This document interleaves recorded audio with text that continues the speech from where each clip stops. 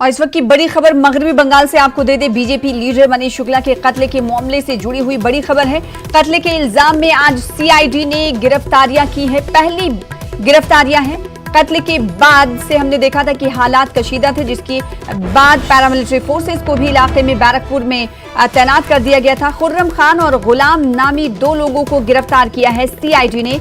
मनीष पर खुर्रम के वालिद की कत्ल का इल्जाम था। सीआईडी जरा ये कह रहे हैं आज दोनों मुलजिमी को अदालत में पेश किया जाएगा।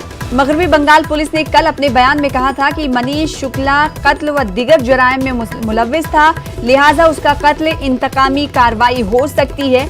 ऐसे रिएक्शंस बंगाल पुलिस, मगरबी बंगाल पुलिस की तरफ से जाहिर किए गए थे और कत्ल के इल्जाम में आज सीआईडी ने गिरफ्तारियां की हैं। खुर्रम खान और गुलाम नामी दो लोगों को गिरफ्तार किया गया है।